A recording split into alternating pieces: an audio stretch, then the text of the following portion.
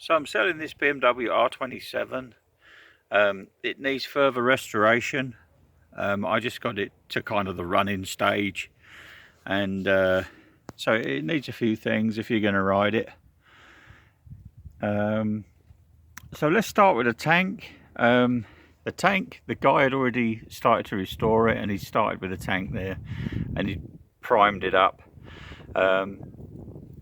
I actually went to Benchmark BMW and got the correct code for the tank, the correct Dover white code, and that's a modern catalyzed paint finish that's gas resistant. Looks really nice. You're going to need to put the pinstripe on it. The reason I haven't done it is because it should really be painted on there by a professional. You can do the stick-on transfers, but I think they look pretty naff. But yeah, it's turned out pretty nice, and the tank's really good condition inside. There was no rust underneath, which is really good. It's got the original badges and the original rubber side pieces, and it opens up nicely in there. So that's the tank. The seat's in really good condition. There's no tears on the seat, which is pretty nice, pretty amazing really. I've got a voltage it runs and it changes gear. I've got a voltage regulator ordered for it. It's not the correct OEM one. I've just got a cheap solid state Japanese one coming.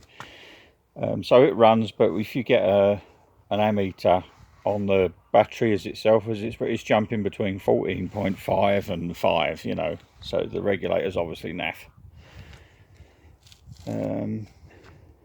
Yeah, so there's bumps and scrapes if you want to carry on with the restoration, like that front guard there.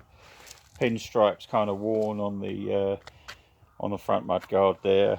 A little bit of surface rust on the frame around the back area, but there's no holes or structural stuff. Round here, this area's not rusted through, it's been straightened out at some stage. So I guess that was bent right up. And it looks like there was a grab bar here that's been removed that I don't have. So yeah, so obviously I have the paint code, and I've got extra paint as well, the exact paint, so you can carry on with the restoration if that's what you want to do, or maybe you just want to get it to a position where it's nice and rideable. I took the wheels off, and I'll add some pictures, because I looked inside the hubs and it was in really good condition. There's no rust on the bearings or anything like that. It was really nice. There was still grease in there, so that was pretty encouraging. I've put a new battery on it. It's a 6-volt battery. Yeah, it has that thing where there's a knack to kickstarting it, because if you let the kickstart go right to the top, then it can lock. And that's because I'm told there's a spring on the quadrant that wears, and the way to fix that is just to put a new spring in there. But basically, the quadrant goes back too far and has trouble meshing with the kickstart gear. But when you get the hang of it, it like very rarely does it. But when you first kind of try, it's almost all the time. And the way you cure that is just click it into gear and just rock your back wheel, and then you're fine. It should go. So there's a shorty muffler. I just put that on because the original muffler was rusted through, and I wanted to get it into a running state. So it was like a $30 muffler. So there's the bolt for the rear silencer. That will hook up to there. Yeah, the motor's quite nice. I mean, it doesn't really smoke. It's not that noisy at all, and it's got good compression. I think I got my gauge on it. I think it was about 120 pounds. But you probably want to go through the carburetor. I noticed that the throttle slide had some wear on it, and the tick over is a little bit lumpy, which that's kind of a giveaway for a worn throttle slide sort of thing. But yeah, the tank's in beautiful condition.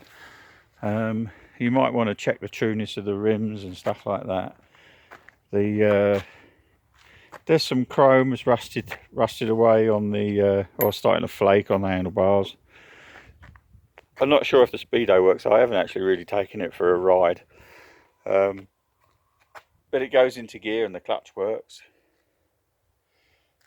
I'm told they're pretty robust. They don't usually have problems with the transmission. The lights work. I got all that working. The brake light works. But yeah, it's a pretty unique bike. And yeah, I bought it from a guy that was an architect and a builder up in the mountains of Colorado. He's had it for decades, and he got it in part payment for some work that he did for somebody. And that person got it in part payment for some work that they did for somebody. So there's no record of it being assigned to anybody by title. I've done a VIN search, I've done a title search, and that's a paid search, you know, from a recordfinder.com. And that's the only way you can find it. If there's a title on something, that you put the VIN in there and it tells you if that's ever been assigned to a title, and there's no records of it whatsoever, so I'm pretty inclined to believe him. Yeah,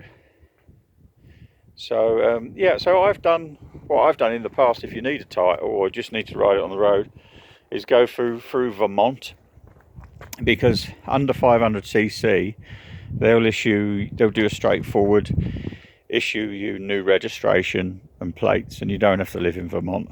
And then if you need a title, you go to your local DMV, take those with you and just transfer it and get a title. But yeah, I think it's a nice bike, very unique. Well, unique by today's standards anyway. But yeah, as I say, the tank's really nice and clean inside. There was no rust. There was like virtually no filler on that tank.